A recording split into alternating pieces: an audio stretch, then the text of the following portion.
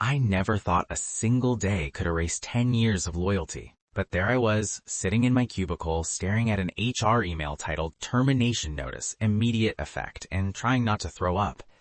Richard Halverson, my VP, my so-called mentor, had fired me.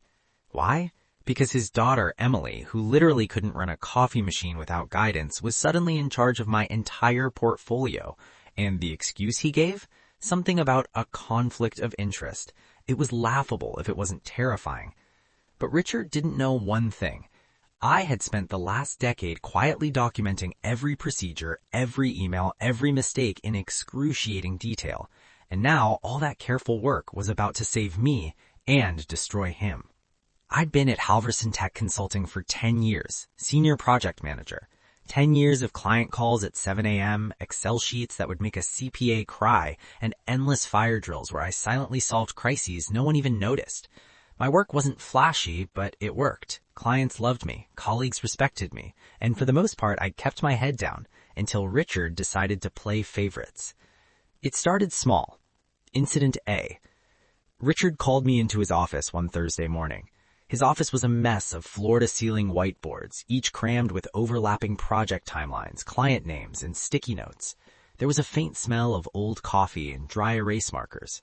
I could tell he was excited, or rather about to drop a bomb. "I trust Emily to handle this now," he said, tossing a folder onto my desk. "You can just oversee, I guess." I stared at him. Oversee? Yes, make sure she doesn't mess anything up, but mainly just keep things smooth. Smooth. That was his word, and I knew exactly what it meant. My role reduced to invisible supervision. My accomplishments now hers if she succeeded, mine to be blamed if she failed. At first, I thought maybe it was temporary, but then the emails started. Client updates, project files, every major deliverable marked for Emily only. My meticulous spreadsheet suddenly became a backdrop. My efforts were invisible, my name erased from the system. I tried to adapt quietly, thinking, okay, 10 years of work, I can survive a few months of favoritism. But Richard's favoritism wasn't the polite, harmless kind. It was aggressive, manipulative, and dangerous. The first public humiliation came during a quarterly project review. The conference room was packed, about 50 people, including department heads and junior staff, all waiting for updates. Emily sat in the front row, nervously twirling her pen, and Richard leaned back in his chair like a king about to punish a peasant. "This should have been done yesterday," he said, pointing at me. "Emily's team is trying, but let's be honest, this delay is on you, Alex." The room went quiet. I felt my stomach twist. I wanted to say, everyone here knows I did 95% of the work. How does he get away with this? But I couldn't. Richard had perfected the art of public gaslighting.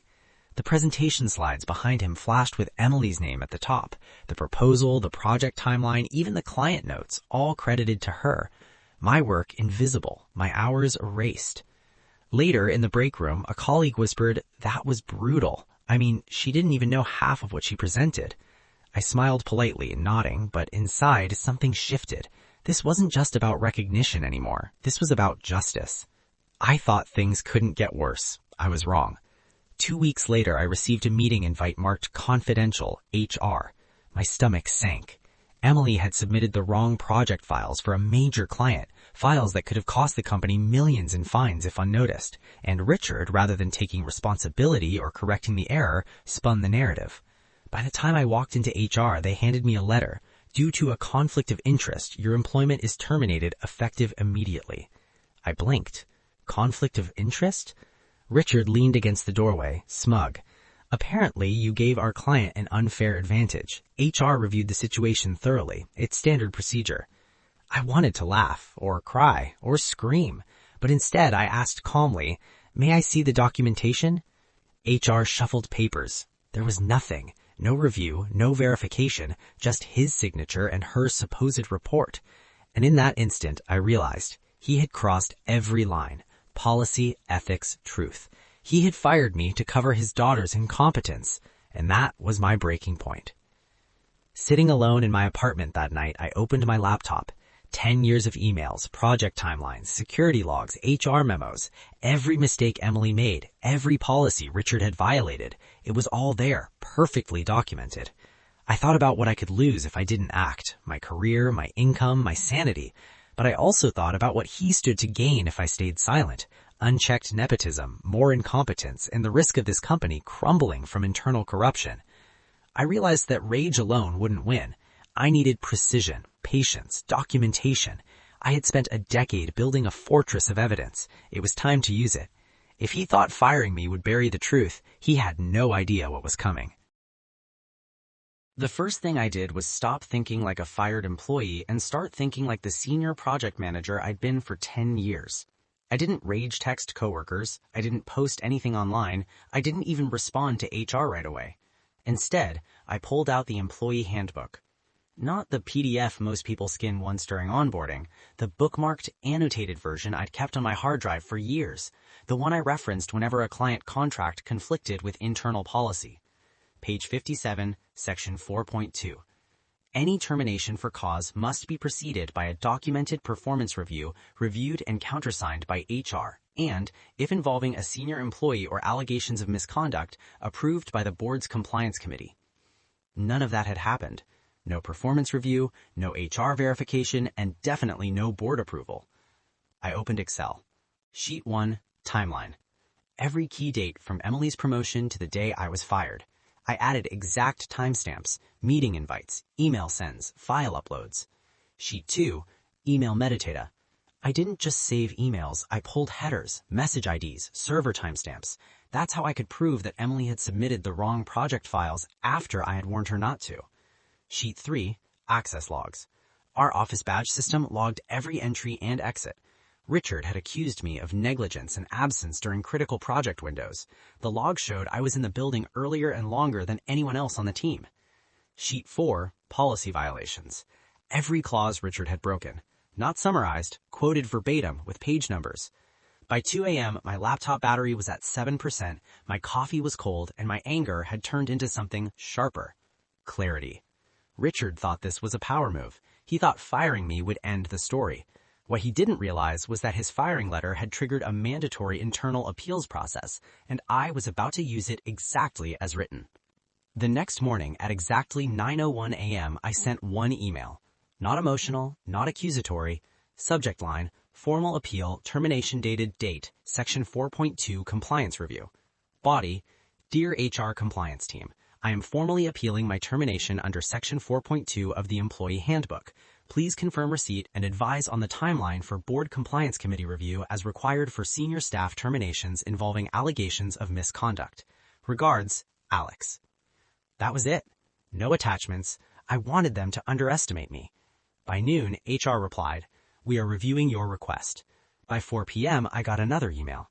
Your appeal has been forwarded to the Compliance Committee for preliminary assessment. That was the moment I smiled, because the Compliance Committee didn't work for Richard. They worked for the board. While HR was reviewing, I prepared the real payload. I compiled what I called the shadow report. Not a rant, not a manifesto, a clean, professional document, 47 pages long. Each section followed the same format. Claim made by Richard, evidence contradicting the claim, policy violated, financial or legal risk exposure. For example, claim, Alex failed to deliver correct files to client. Evidence, email sent by Emily at 11:42 p.m. containing incorrect attachment. Warning email from me at 9:17 p.m. stating, please do not send this version, compliance review pending. Policy violated, Operations Protocol 3.1, senior approval required for client deliverables. Risk exposure, $3.2 million potential penalty under client SLA. I didn't editorialize. I didn't insult anyone. I let the facts do the damage. Then I did something Richard never expected. I CC'd external auditors. For a week, nothing happened. No calls, no emails, just silence. I'd be lying if I didn't say I was terrified. This was my career on the line, my reputation, my future. But every time doubt crept in, I went back to the documents, the timestamps, the policies. Facts don't panic. Then on Tuesday morning, I got the email. Subject, Board Compliance Review, attendance required. You are requested to attend a compliance session on Thursday at 10 a.m. Richard was copied. So was the CEO. The boardroom was colder than I remembered. Long glass table, leather chairs, a wall-mounted screen at the far end. Richard was already there when I walked in. He didn't look smug this time. He looked irritated, defensive. Emily sat 2 seats away from him staring at her phone, pretending this wasn't about her. The CEO nodded at me. Alex, thank you for coming. An auditor stood and connected a laptop to the screen. Let's begin with the timeline. Slide 1 appeared. Dates, emails, file names. Richard shifted in his chair. This is being blown out of proportion. It was just a misunderstanding. The auditor didn't respond. He clicked to the next slide. Headers, server logs, attachment hashes. Mr. Halverson, the CEO said calmly, why was the senior project manager terminated without a performance review? Richard opened his mouth. Closed it. Tried again. We had to act quickly. Why? Another board member asked. Silence. Then it was my turn. I stood, walked to the screen, and plugged in my USB. I'd like to show you something, I said. I pulled up the access logs. Every swipe, every timestamp, then the policy clauses, page numbers highlighted. I didn't fight back emotionally, I said. I followed the process, exactly as written. No one interrupted me.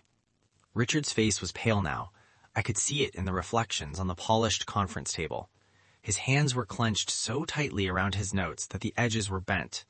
He opened his mouth, tried to speak, then stopped.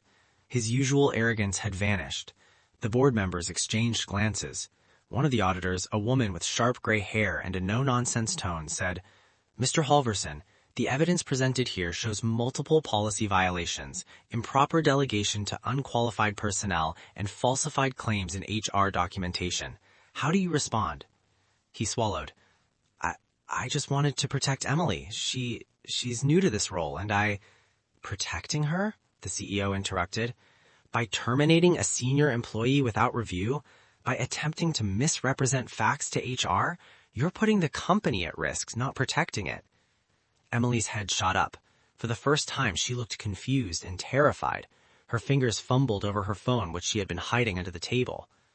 I stepped closer to the screen. Slide after slide. Emails, logs, policies. I didn't add commentary. I let the evidence speak for itself. Here, I said, pointing at the time-stamped email chain. Emily submitted incorrect client files on 3 separate occasions. Here is my warning email, sent hours before each submission. And yet, the blame was placed entirely on me. One of the board members leaned back.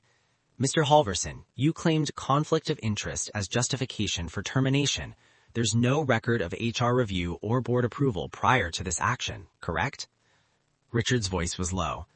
Yes. The CEO didn't flinch. Then the termination was invalid. I took a breath, trying to keep my calm. My heart was racing, but this was the moment I had prepared for. Richard sputtered. This is misunderstanding. No misunderstanding. Everything is documented. Every policy you violated, every misstep you tried to cover up is here. Not opinion, not hearsay, facts. Emily finally spoke, a small, trembling voice. Dad, Richard silenced her with a glare. But it was too late.